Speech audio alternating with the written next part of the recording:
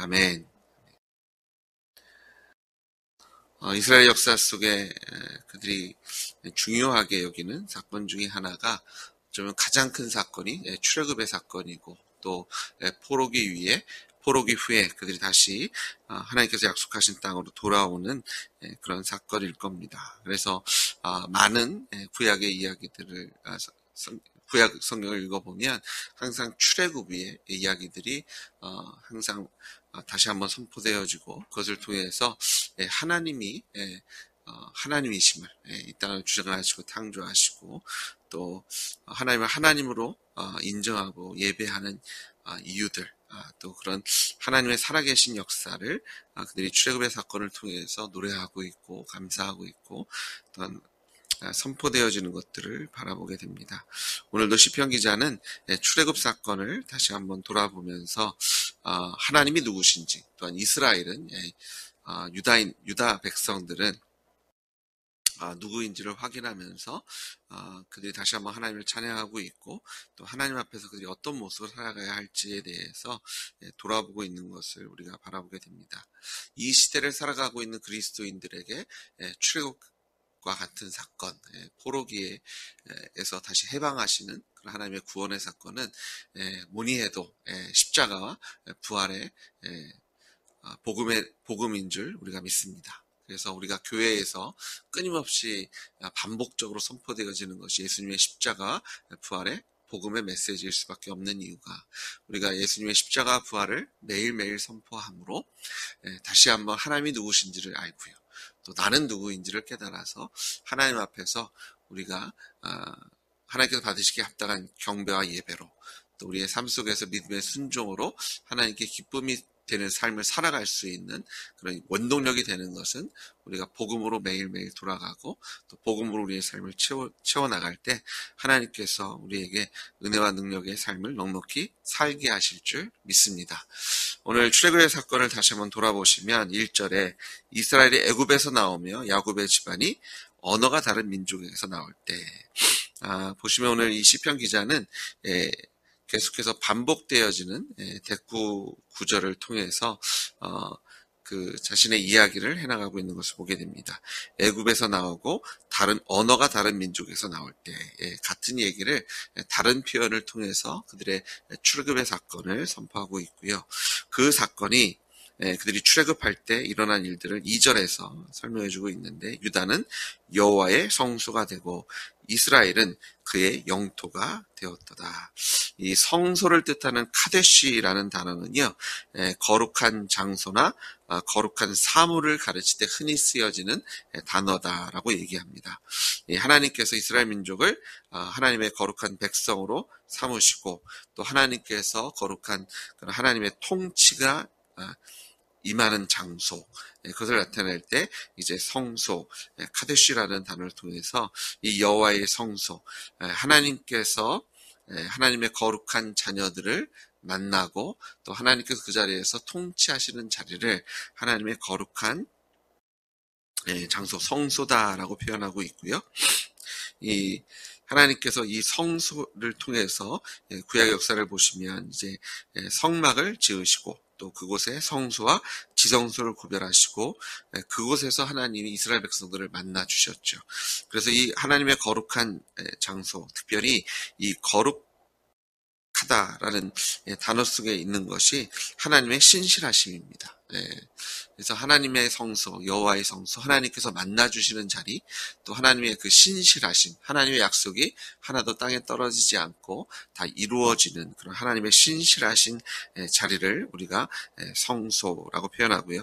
그곳에서 하나님의 통치가 이루어지는 것을 보게 되죠. 그래서 여호와의 성소가 되고 이스라엘은 그의 영토가 되었다.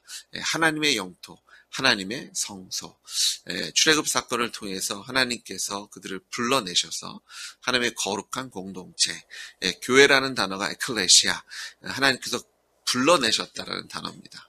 그래서 우리를 불러내셔서 그곳을 하나님의 거룩한 자리로, 우리를 만나주시는 자리, 또 하나님 우리를 통치하시는 자리로 만드신 그런 출애굽의 사건, 또 예수님의 십자가 부활의 사건으로 우리를 교회로 불러내신 사건이 우리가 모인 이 자리가 우리의 삶이 하나님의 거룩한 장소가 되고 또 하나님의 영토, 하나님의 통치가 있는 자리로 우리를 인도해 내신 줄 믿습니다. 이스라엘 백성들은 출애굽의 사건을 통해서 계속해서 이 출애굽 사건이 선포되어질 때마다 우리는 하나님의 성소이며 우리는 하나님의 영토입니다. 우리는 하나님의 나라이고 하나님의 백성이고 나의 주, 나의 하나님은 예수님이시고 나는 주님의 백성이며 나의 머리는 예수님이시고 우리는 하나님과 손과 발이 되는 하나님의 몸, 우리가 교회인 것을 그들이 기억했음을 우리가 알 수 있고요. 우리도 예수님의 십자가 부활의 사건을 통해서 우리가 하나님의 자녀가 되었으며 하나님의 교회가 되었으며 하나님의 나라와 하나님의 백성이 되었음을 매일매일 기억하시고 하나님께서 받으시기 합당한 경배와 예배로 또 하나님께서 받으시기 합당한 믿음의 순종으로 하나님께 기쁨이 되고 영광이 되시는 여러분 되시길 주임으로 축복합니다. 계속해서 이 시편 기자는 출애굽의 사건을 돌아보고 있습니다. 바다가 보고 도망하며, 여기서 바다는 홍해를 얘기하죠. 홍해 바다가 하나님께서 함께 하셨을 때 갈라져서 이스라엘 백성이 마른 땅을 건너게 하셨고, 또 요단강도 물러갔으며 하나님께서 홍해를 가르시고 요단강을 가르셔서 출애굽시키시고 또한 가나안 땅으로 입성하신 그런 출애굽의 전체 사건을 이야기하고 있고요. 4절에 보니까 산들은 수량들 같이 뛰놀며 작은 산들은 어린 양과 같이 뛰었도다. 이것은 하나님께서 시내산에 임하셨을 때 그곳에 지진이 일어나고요. 그런 구름과 또 번개와 또 하나님의 음성이 그곳에 임하셔서 그들을 만나 주셨던 그 시내산의 모습을 보여주고 있습니다. 그래서 산들이 또 작은 산들이 그런 언덕들이 하나님의 인재 속에서 흔들리고 또 그곳에서 하나님께서 이스라엘 백성을 만나 주시고 또한 율법을 주시고 그리고 그들에게 언약을 세우신 그 자리를 기억하고 있죠. 저희가 이제 출애굽 사건 하면 저희는 이런 기적을 행하셨다, 뭐 이런 일들을 행하셨다, 이런 것들을 기억하는데 오늘 그런 여러 가지 사건들 통해서 출애굽의 사건이 보여주는 것은 하나님이시다. 이분이, 이 하나님이, 아브라함과 이삭과 야곱의 하나님이 천지를 창조하셨고 또 우리를 주장하시고 통치하시는 참 하나님. 우리가 듣고 그냥 한쪽 귀로 흘려내릴 수 있는 분이 아니라 우리와 언약을 맺으신, 이 언약을 맺었다는 것은 언약에 대한 책임이 있다는 것이죠. 그리고 하나님께서 그 책임을 다하시는 신실한 하나님이심을 이 출애굽의 사건을 통해서 선포하고 있는 것을 보게 됩니다. 이제 5절과 6절은요, 다시 3절과 4절에서 얘기한 것들을 질문형으로 바꿔서 또 선포합니다. 바다야, 내가 도망하면 어찌함이며 요단아, 내가 물러가면 어찌함이냐. 3절에서 바다가 보고 도망하며 요단은 물러갔다. 그렇게 물러간 이유가 무엇인지를 묻습니다. 홍해가 갈라졌고 요단강을 가르셨는데 그런 바다와 홍해와 요단강이 그 하나님의 명령 앞에 순종한 이유가 무엇이냐. 또 6절에는 너희 산들아 수량들 같이 뛰놀며 작은 산들아 어른 양들 같이 뛰놀면 어찌합니까? 하나님의 임재가 있었을 때 시내산이 진동하고 그곳에 하나님의 임재의 그런 현상들이 있었는데 그런 자연들이 하나님의 말씀에 순종한 이유가 무엇이냐? 만유의 주인이시고 온 땅을 창조하시고 주관하시는 하나님이시기 때문이 아니냐라고 질문함으로 대답하고 있는 것을 우리가 보는데요. 그 대답이 7절에 나옵니다. 땅이여 너는 주 앞 곧 야곱의 하나님 앞에서 떨지어다. 바다가 갈라지고 온 땅이 흔들린 이유는 바로 야곱의 하나님 앞이기 때문이 아니냐. 그런데 그 야곱의 하나님이 누구시라고요? 주님이시지 않느냐. 이분이 이 땅을 창조하시고 주관하시는 참 왕, 참 하나님이 우리를 출애굽시키신, 이 땅에 오셔서 우리의 죄를 대신해 죽으시고 부활하신 예수님께서 참 하나님이신 줄 믿습니다. 그분이야말로 만왕의 왕이시며 만주의 주인이신 것을 믿으시며 선포하시는 여러분들 주의 이름으로 축복합니다.